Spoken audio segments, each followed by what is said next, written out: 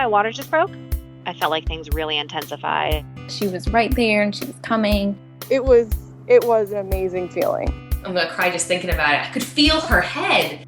We heard her cry. We were squeezing hands and she was screaming. I'm Bryn Hunt Palmer, and you're listening to The Birth Hour. This podcast is designed as a safe place to come together and share childbirth stories. Stick around and join us to hear informative and empowering birth journeys from all over the world.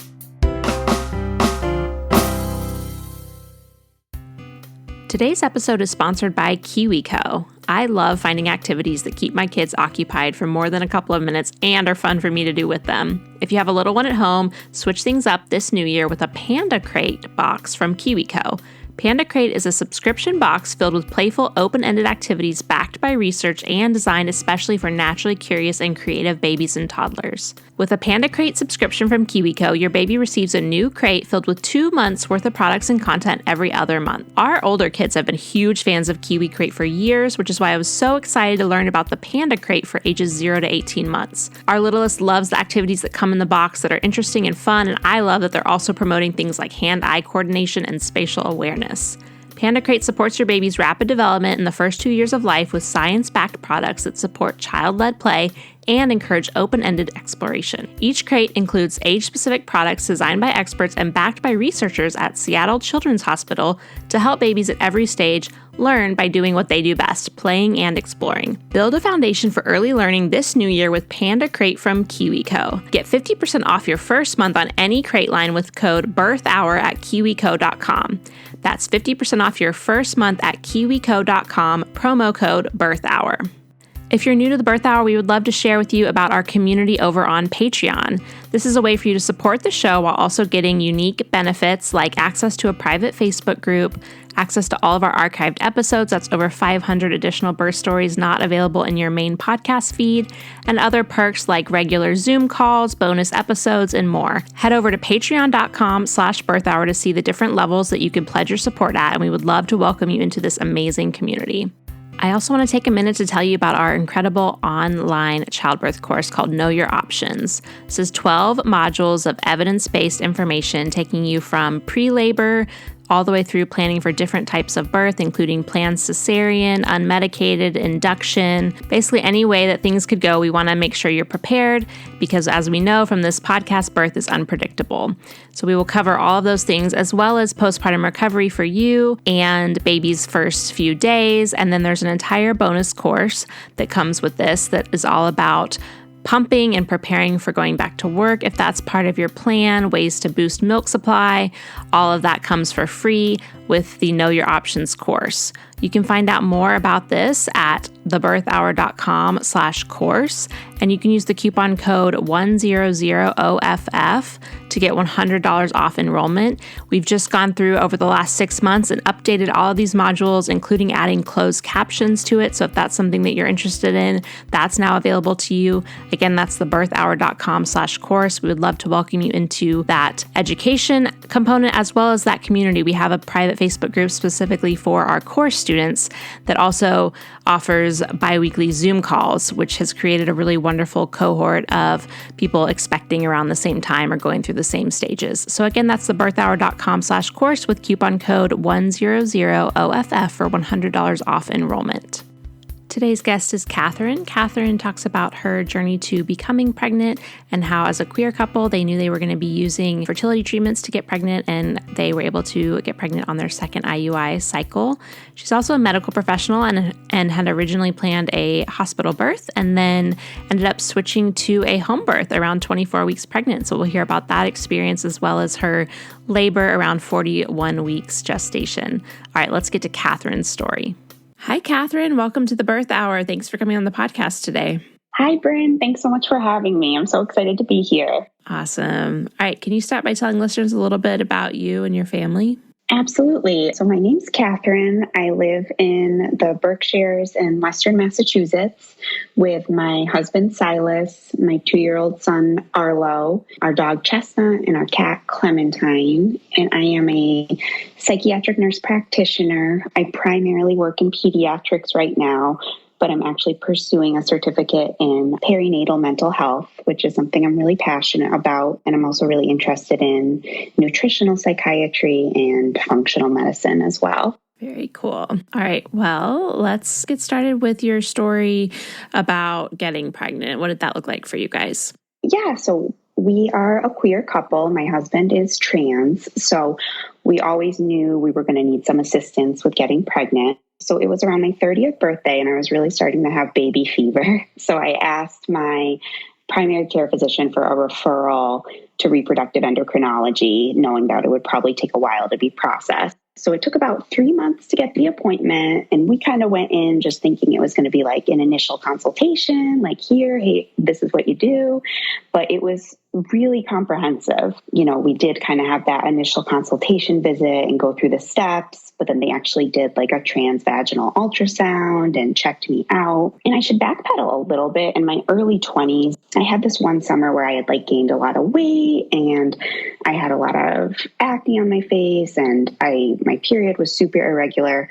So I actually went to see an OB and I had a transvaginal ultrasound and she diagnosed me with PCOS. And I was like, okay. But then throughout my 20s, whenever I brought this up to my healthcare providers, they were like, oh, you don't have PCOS. No, that's not true. And I hadn't really kept good track of my records. So I didn't have anything to really verify, that appointment I had in my early 20s. And, since I hadn't really thought about getting pregnant, it just wasn't something that had been in my mind. But I brought it up at this appointment and, while they were doing the ultrasound, they were like, yep, you do have PCOS.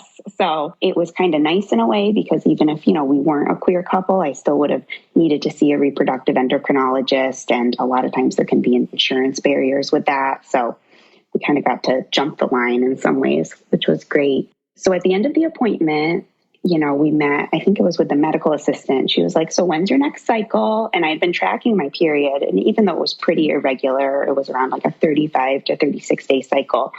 And I was actually due to start in a few days. And she was like, okay, well, if you want to start next cycle, we can. Here's what you do. Okay, bye.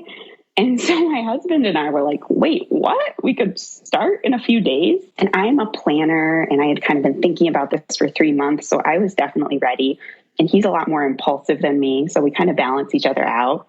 So he was game. He was like, let's do it. So we went to like a local cafe and we were just looking on, the sperm bank websites to find a donor. And we just found someone who seemed like the right fit for us. He actually looked a lot like my husband in his baby picture. And we got to listen to an audio recording of him talking. He just seemed so sweet. So we just knew he was the one.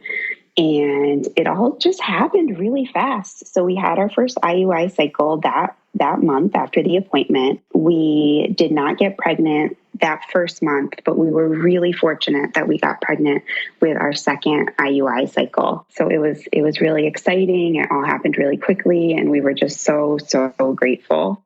Yeah, it sounds like a whirlwind from like deciding, I think I'm ready to have a baby to getting pregnant so quickly. Yeah. And it was awesome because I had to take like letrozole to ovulate and the trigger shot and everything just worked really well. One thing I did forget to mention, so the first month I didn't get pregnant, I didn't really change my diet or do anything differently than I normally would, though I didn't get pregnant that first month. And even though I knew that was pretty normal, I was still kind of like, I'm going to do everything I can to get pregnant. So I did a lot of research and I really changed my diet for that second month. Like I cut out sugars and gluten, which are like my favorite things ever. So that was really hard. And I started taking some supplements and, I know it was only a month, so can't be certain what changed, but whatever happened, whether it was just the second try, the reproductive endocrinology side, or the more holistic stuff I was trying, it worked. So yeah, it was awesome. All right. So then how did you feel throughout your pregnancy? It was interesting because I just started a new job. And I hadn't told them I was pregnant, obviously. And I was actually sharing an office with my coworker. And she and I just clicked right off the gate. And I was pretty nauseous, like I was vomiting. So I just ended up telling her. I was like literally like 5 weeks pregnant. And I was like, hey, I have to tell you something. I'm pregnant. So like if you see me going to vomit, that's why. And she was really cool about it. She kept it a secret with me. And I was kind of like, okay, this is not going to work. I can't be vomiting all day at my new job. So again, started doing research on what I could take to help me. And again, I was pretty lucky. Taking the Unisom, and I think it's the vitamin B6 or B12, I can't remember now, at night really worked for me. So I was lucky that I didn't have to take it during the day, so it didn't make me tired. And as long as I took it at night, I was able to kind of like hold in the nausea throughout the workday.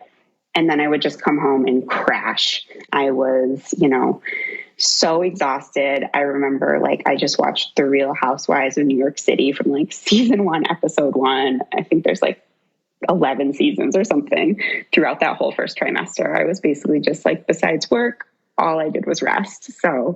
But then I started feeling better in the second trimester, got some energy back, wasn't quite as nauseous, was able to tell work I was pregnant. So that was a big weight off my shoulders. And yeah, I felt pretty good. I started doing a prenatal yoga class, which was great. And I like to hike and walk. So I went back to doing that with my dog. And I was also doing bar classes at the time. So it was nice to just kind of get back in my routine, get my energy back in that second trimester. All right. And then what kind of preparation did you guys do for birth? Yeah, so it was interesting because I'm a nurse practitioner. I work in medicine, and my office is actually on the same floor of the reproductive endocrinologist and also the midwife center at the hospital I work at. So I always knew I wanted to work with a midwife. I'm a nurse. I trust nurses. And I was like, oh my gosh, how convenient. We're all on the same floor. I can just go to my appointments over my lunch break or after work. And I felt really good, sticking with the hospital I work at because we have the only local NICU. And I was like, if something goes wrong, the NICU will be right there. And I was really planning for more of a traditional hospital birth. And, it is a big teaching hospital that I work at.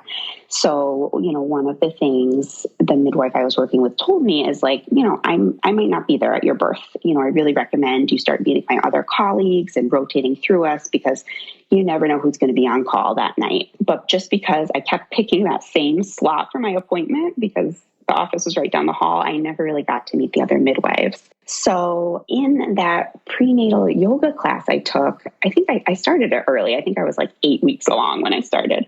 I remember there was a girl in the class. She was 38 weeks pregnant. She was just glowing and so beautiful and so optimistic. And she was talking about the birth hour and how she was listening to all these birth stories. And I was like, the birth hour, birth stories, what's that? And I kind of made a mental note oh, I'll worry about that later on. I probably don't need to worry about that now. So it was in my second trimester, I started listening to the birth hour and my mind was just blown. I knew nothing about birth centers, home births, all I ever really knew about was the traditional hospital birth. And I was just so into it. I thought it was the coolest thing. And I remember everybody talked about the business of being born. And I was like, okay, I need to watch this documentary. And my husband loves documentaries. So I was like, hey, I have this documentary for us to watch. And he was like, yes, put it on. I can't wait. And he's really progressive and passionate. So we watched the documentary and we were both just sold. We were like, yes, we're changing our birth plan. We were a little nervous about a home birth. So we were like, let's look into a birth center. So we start looking into a birth center. The closest one at the time, there is one that has opened up now, but it was about 2 hours away. So we were like, yeah, that's not going to work. We were like, okay, let's see if there's any local home birth midwives. And there were actually quite a few, which was really cool to see. So I reached out to one of my friends who is a labor and delivery nurse, and she's really passionate about all things birth, who had lived in the town I was living in at the time previously. And she was like, yes, you need to go see the River Valley Midwives. I interned with them. They're amazing. Tell them I sent you. So this was kind of far along in the pregnancy. It was probably about 24 weeks. We went in to meet them for a free consultation. We just felt so connected to them. They were so warm and welcoming. I think we walked out of that appointment completely transferring care. We just felt really good about it. But I did go back to my CNM, my certified nurse midwife, just to kind of run the plan by her. And I remember she was so nice. She gave me a hug and she was like, all of us here have home births. We love home births. Good luck. I think this is a great decision for you. So that just really sealed the deal for me that everyone was so on board and so supportive. But one change in care we did need to make with the home birth midwives is They highly recommended we not stick with the teaching hospital that I had been going to if we needed a transfer. Obviously it was up to us at the end of the day, but they said, we don't really have a relationship there with the care providers. But there's this local community hospital where they let us actually, attend your birth. We work with the nurse midwives to deliver the baby. We just feel a lot more comfortable with them. So that's kind of what we recommend. And luckily, this community hospital is in the same hospital system I work for.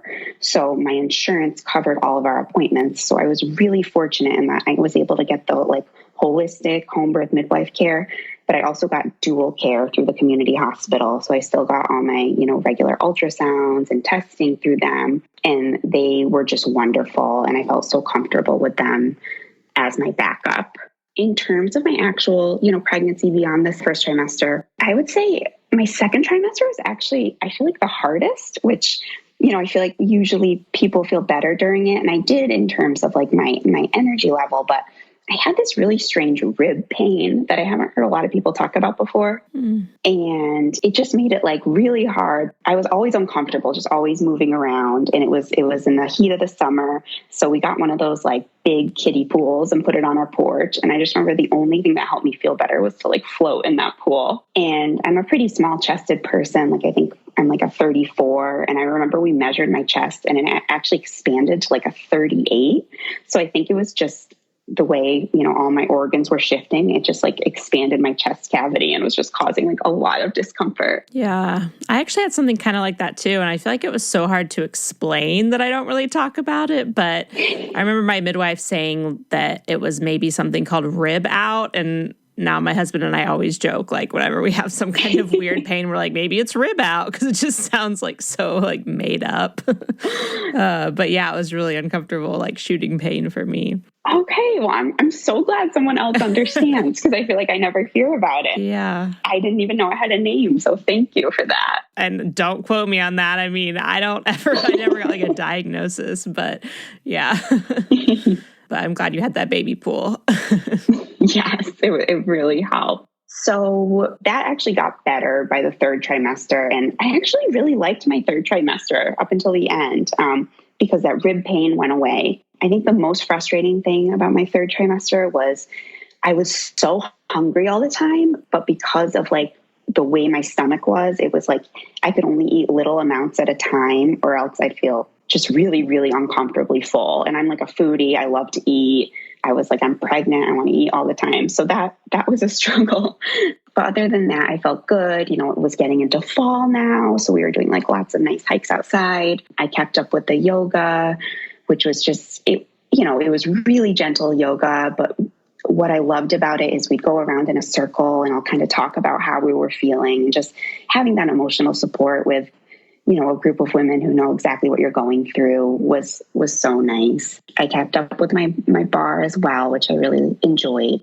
And then so around 36 weeks is when the home birth with midwives kind of started recommending, some really gentle interventions. So I started taking the evening primrose oil. They also have some homemade tinctures that they make from their garden that they had me start taking, just adding a few more things into the mix. I started eating dates around that time as well, which I got from the Mama Natural Guide to Pregnancy book. And I feel like that ended up being really helpful in the long run. My job at the time, I was on my feet a lot, and I was doing a lot of hiking, on the weekends, and walking my dog after work. So the baby was really low. So he felt low, I would say, from 36 weeks on. And I definitely had the full-on waddle going on. I remember people at work commenting about it. So that wasn't the most comfortable thing in the world, but it did end up leading to a really short pushing time in labor, which was nice. So third trimester goes on. I get to my due date, no sign of baby in sight. My mom had gone 2 weeks over with both my brother and I.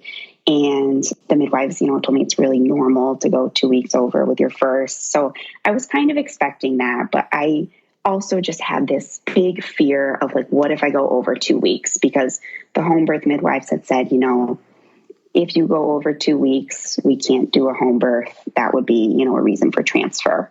So I was really nervous about that. they kept reassuring me, you're going to have the baby by 42 weeks. Don't worry. We've never had anybody go over 42 weeks. You're going to be fine. My husband knew we were going to be fine, but I did not feel that way. I was so worried. So I ended up meeting with the backup hospital team just to kind of talk about like what our plan would be if I did go over. And they were so wonderful. So we basically, scheduled an induction for 42 plus 1 in case I didn't have the baby. And they were like, we will be as gentle as you want. We're not going to push any interventions on you. Like, as long as you're stable and baby's healthy, you can hang out in the hospital with us for 5 days. We don't care. And that just made me feel so good that they were really going to, take my birth plan and take my wishes into account. And also that even though it couldn't be the home birth, my home birth midwives would still be there with me throughout the process. So I worked up until 40 plus 5. And I had planned to work throughout my whole pregnancy so I could take the full 12 weeks for my maternity leave. But by that last week, I just had it. Like, I was so sick of all the comments. I was waddling so bad. Physically, I was just so uncomfortable. And I was like, I have a pretty stressful job. So I was like, that all this stress is not encouraging baby to come. Like, I feel like I really just need to take a week off and just focus on having this baby. And I think that was the best decision I ever could have made. So I took it super easy, just watched really comforting TV shows, did a bunch of bouncing on the yoga ball, lots of hikes. And then my midwives were like, you need to go to acupuncture. And I was like, okay, I'll do whatever you say. So I went to see this acupuncturist who really specializes in pregnant women and inducing labor. And she was like, oh, I'm so glad you came today because I'm going to a conference in 2 days. So we really only have 2 days to make this happen. And I'm like, oh my gosh, seriously? How are we going to make this happen? So the first day, it was, I think, a more traditional acupuncture. It was my first time getting acupuncture done, so I'm not really sure, but it was pretty pleasant and was relaxing. The needles weren't painful. Listened to really soothing music. We put on some of my birth affirmations and some of the hypno birthing stuff I had been doing. And I think I fell asleep. So I went home and, nothing happened, no signs of labor. So I called her in the morning and let her know. And she said, okay, come back in today. We're going to put on the jumper cables. And I was like, okay, what does that mean? So I went in the next day and she put the needles in the same way, but then she literally pulled out what looked like these mini jumper cables and kind of connected each set of 2 needles together with them. And this acupuncture was not super comfortable. It kind of did feel a little bit like electric shocks going through my body. But I was like, I know this woman knows what she's doing. I really trust the midwives. So I'm just going to go with it. And it wasn't painful. It was just not, definitely couldn't have fallen asleep like I had the day before. So I left that day, went back home. Everything was normal. My husband was working that night and he was actually working pretty late. And I knew he wasn't going to be home until well after midnight. And at this point, I'm exhausted. I'm going to bed at 8 p.m. So I went to bed like normal. I remember my husband got in around 1:30 and I kind of heard him come in. So I woke up and gave him a kiss, said goodnight or whatever. And then I had forgotten to mention that probably starting in the second trimester, I had that thing where I had to pee every hour. So I was waking up pretty much every hour, just to pee and then going right back to bed. So I woke up around 2:30, had to pee. And then I noticed there was some blood when I went to wipe. And I was like, oh my gosh, I think it's my bloody show. And I remember from listening to all the birth hour episodes, everyone's like, don't wake up your partner, it's going to be a while. But I was just so excited. I had to, even though he had literally been sleeping for 1 hour. And I remember he was just like, okay, do we need to do anything? And I was like, no, it's going to be a while. I just want to let you know, we should really rest. And so he went back to sleep, no problem, but I'm just so excited. So I actually went into the guest room. I had been watching that TV show, This Is Us at the time. It was my pregnancy TV show. And I put that on just to kind of relax. And I was drifting in and out, but I was just so excited. I just could not wait until a more appropriate time to call the midwife and let her know. I started having contractions. They were really, really mild though. They honestly felt less severe than period cramps. And I was like, oh my gosh, this is great. I think I mentioned it once, but I kind of forgot to say, I had done some hypno birthing. I didn't do a formal course, but I had gotten a book that had like an audio track, and I would listen to it every night in the glider. At this point I was like, wow, this hypno birthing really must be working. Like, these contractions are nothing. People must be so dramatic when they're in labor. Wow. Little did I know it was very, very early on. So I woke up in the morning and I called the midwife and I let her know I'm starting to have some contractions. I had my bloody show around 2:30 in the morning. And she was like, okay, why don't you just keep monitoring and let's touch base, again around lunchtime, and you can kind of give me an update. My husband, I remember he actually had a midterm and he was like, should I go take my midterm? And I was like, yeah, definitely. Like, this is probably going to be a while. Like, we're just going to be sitting around all day anyway. So why don't you go take it? And the day was actually Halloween. So it was October 31st. And it had just started like a crazy, like, snow, sleet, monsoon storm. So he was kind of like, I don't know, should I go take this midterm? It's storming. I was like, just go, just go. And so he went to take it. And I just relaxed in bed and I kept watching my show. And I just remember I was with my dog and my cat, and I just felt so excited and happy. And the contractions were just so mild. Like I couldn't even call them uncomfortable. And I was like, wow, labor is great. This is wonderful. So when I called the midwife back around, like, it was 1:30, I think she was basically trying to assess by talking to me on the phone how deep into the labor I was. And I think she could tell that I wasn't very deep. So there was one tincture the midwives had given me, and they said, don't take this tincture until we tell you to. And it was called Labor Enhancer. So basically what she recommended was to start taking the Labor Enhancer and also do some nipple stimulation, like I think it was every 15 minutes for 3 hours. And so she said, you can either do it manually or you can use your breast pump. So I had my breast pump, but this is my first baby. I've never used one before. I hadn't even taken it out of the box. And I remember taking it out of the box and taking one look at it and being like, yeah, I'm not using this. I was totally freaked out by it. So I did it manually, was doing the Labor Enhancer. My husband got home from his midterm, and it was really funny because he was in a class at the time with a bunch of traditional college freshmen who were like 18 and 19 years old. And he was like, yeah, my wife's in labor. And they were like horrified that he was taking the midterm, because I think they were picturing me, full on in labor in the hospital having a baby, and him just sitting there taking a midterm. So I remember we laughed about that a lot. And, we just kept doing the tincture, doing the nipple stimulation. And then I gave the midwife another call around 4:45. The contractions at that point were 10 minutes apart, but they were starting to get more intense. I remember I had to go up onto the wall, and I asked my husband to do counter pressure. But I still felt like I could handle it. And, I was still feeling pretty good. So they said, okay, I think we're going to come over. So with our home birth midwives, there were 2 of them, which was really cool. So there was one who kind of more took the lead, and then, one who was sort of there to support. And my primary midwife, her name is Kristen. She really stepped into like a doula role for me, which I know is, beyond the scope of her job. And I so appreciate that, because I think they knew I was really anxious and I needed that extra support. So I'm just forever grateful to her for how awesome she was. So they got there around 5:30. At that point, I was laboring on the washing machine because I really liked leaning on the washing machine and getting counter pressure. We were listening to music. We were still kind of in like the fun stage. And then at 7:00, they were like, do you want us to check you? And I had thought, I probably shouldn't be checked, with my anxiety. I felt like it was just going to make things worse. But it was like, I just had to know. So I remember they checked me. I was 2 centimeters dilated, 0 station, and 70% effaced. And I was just devastated because I was like, oh my God, I've been in labor since 2:30 p.m. I'm only 2 centimeters dilated.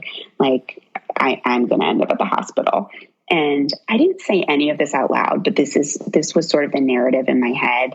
And I think once I got that negative thought in my head, it was really hard to get rid of it the rest of my labor. So they started doing like a more aggressive tincture regimen with me. I think it was like the black and blue cohosh and something else. And then they had me always like drink something after the tinctures because it didn't really taste good.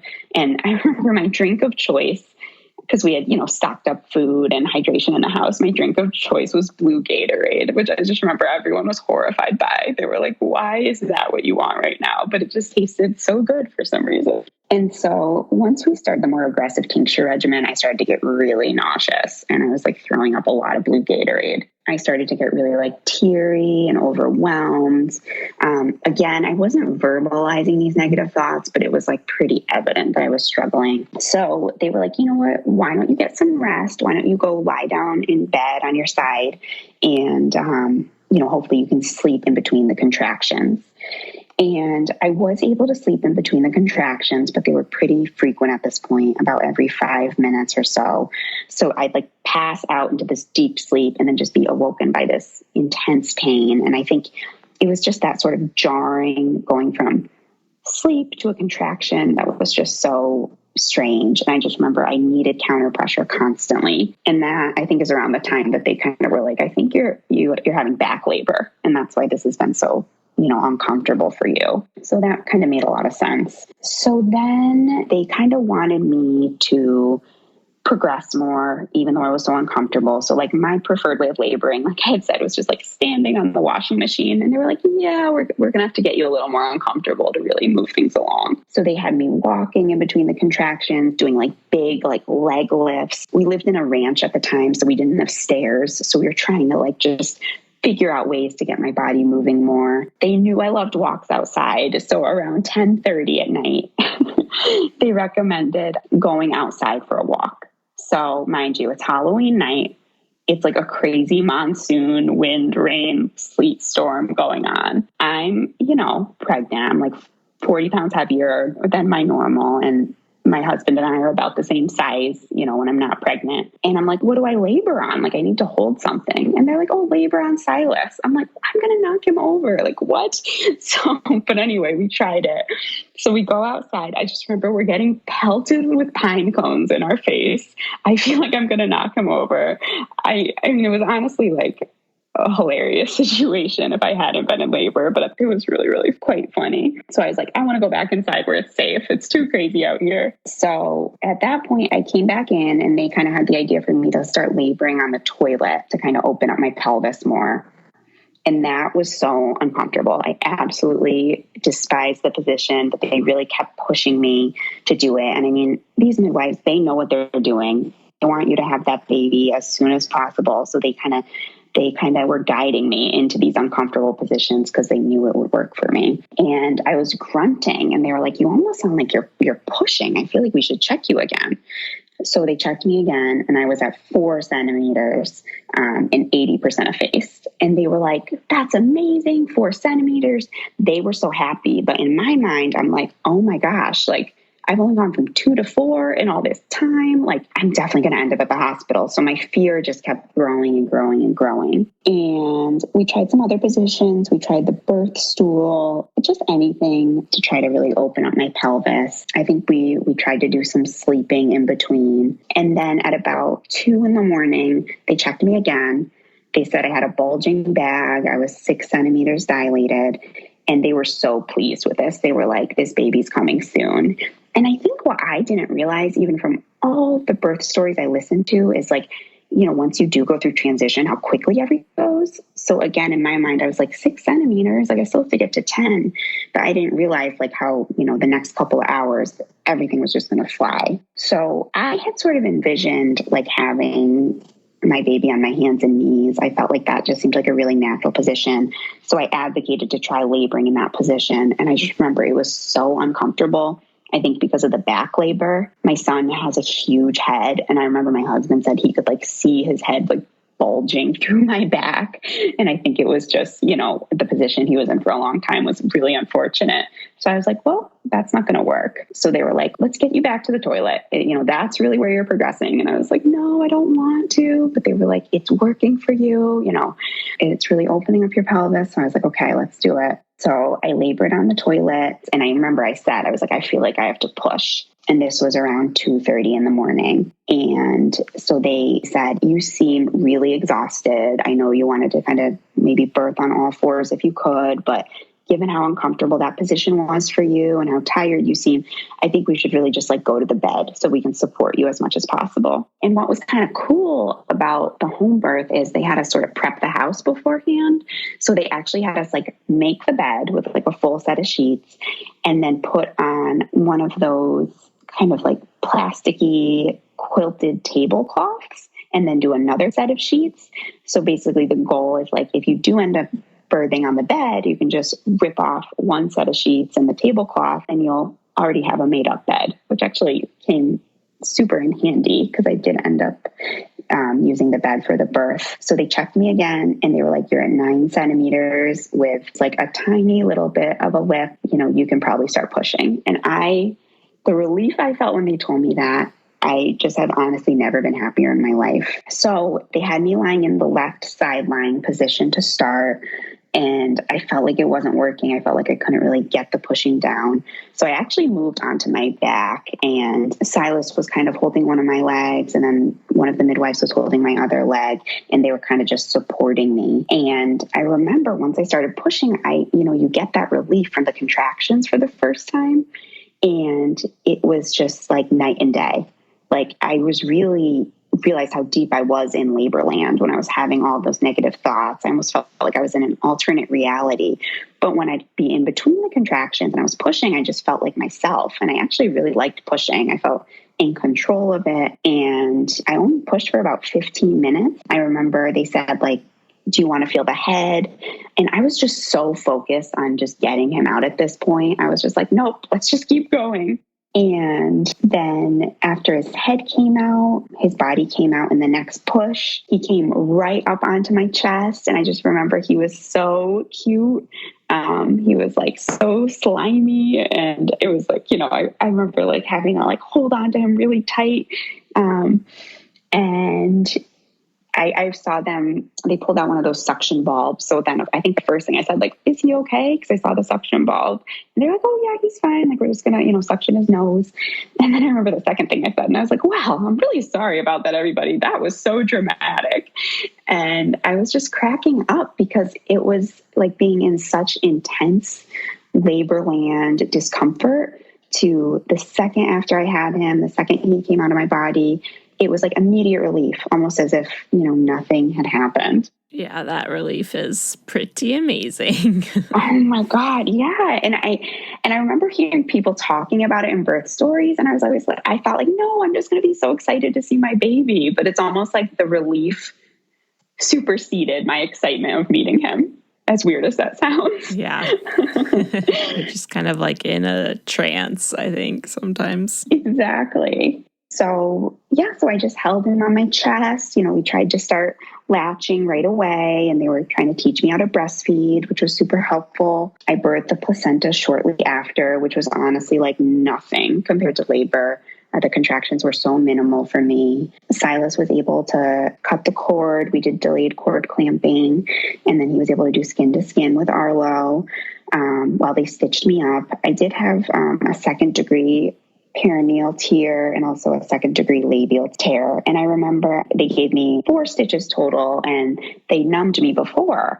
And I think it was just like, like a little injection. And I remember Silas was watching and he was horrified. He was like, doesn't that hurt? And when they were stitching me up, doesn't that hurt? And I just remember being like, I don't think anything's ever going to hurt again after going through this experience. Like I can do anything in the world now. I just felt so empowered and just so like proud of myself that I made it. So then we kind of stripped the bed so we could get, cozy in our bed on the clean sheets. They did the newborn assessment right on the bed. They assessed me and made sure I was okay. They cleaned up. They had Silas, get me a snack. And then they were like, okay, you guys are all set. We'll come back and see you tomorrow. And so I think that was around like 7 a.m. We had obviously been up all night. So Silas was exhausted. He had changed Arlo, into like a cute little outfit we had gotten him. And he was a really alert baby. So I just remember Silas passed out and I'm just holding my newborn, who's also awake, but silent, not crying or anything. And we're just like looking at each other. And I'm like, how can I sleep? I'm holding my child. Like, this is so cool. So for as exhausted as I was, I couldn't sleep. I was so excited. So we started, calling and texting family. And at the time, my parents lived about an hour away from us, and they were watching my niece that day. So I think I gave them a call around 11 and, let them know Silas had been updating them. So they knew I was in labor, but, just wanted to kind of talk to them myself. And they were like, okay, well, when can we come meet, our grandson? And I was like, oh, whenever you want. They were like, okay, great. We'll be there at 4. I was like, okay. And I was like, okay, well, I definitely need to shower if people are coming over, because I just felt so, sweaty and gross. And I remember one of the things the midwives had told me with my tears is to have mermaid legs and to really not try to move. So they were like, just try to keep your legs together at all times and like really low activity for like the next couple of weeks. So I just was super careful in the shower, and I bought like a new cozy set of pajamas to wear, and I put those on, and we moved the glider from the nursery out into the living room and put like I think it was one of just the boppy pillows for me to sit on, because you're kind of obviously uncomfortable after everything you just gone through with the labor. And I just remember I was sitting on the boppy on the chair, holding the baby, and my parents and my niece came over. And I just remember my mom was like, I cannot believe you just had a baby. She had 2 hospital births. And I think just, from it being unmedicated and not having IVs or anything like that, like she just couldn't believe how like myself I looked. And, of course I felt like I didn't look like myself, but that was, nice to hear. And it was just so special. My niece, I think she was 4 at the time, she got to hold him, and it was just so sweet to see them together. And it was just so nice to be home. Like, I was just so nervous about having to be transferred, even though I felt good about the transfer plan. So I was just so relieved and so grateful to be home. Oh, that's amazing. And then how was like longer term postpartum? Yeah. So I was really nervous about postpartum. I've struggled with depression and anxiety and pretty debilitating obsessive compulsive disorder in the past. And even though my symptoms had been in remission, I had been taking medication prior to the pregnancy, which I had stopped. And I was just so worried about, kind of having a relapse and symptoms coming back. But I honestly felt amazing. Like, I had sort of that like postpartum elation the first couple of weeks right after the birth. I've always worked. Like, I think I started my first job when I was 14. Even in like college and grad school, I always had a job. So just having this uninterrupted time at home for really the first time ever was so amazing to me. I ended up getting my placenta encapsulated. So the day, I think it was the day of the birth, the woman came over to the house, and she started the process that day. And I think she came back a day or 2 later and finished it. And I took 2 in the morning and then 2 in the afternoon when I started to feel tired. And it honestly felt like taking like a shot of espresso, but also like if espresso could make you happy too.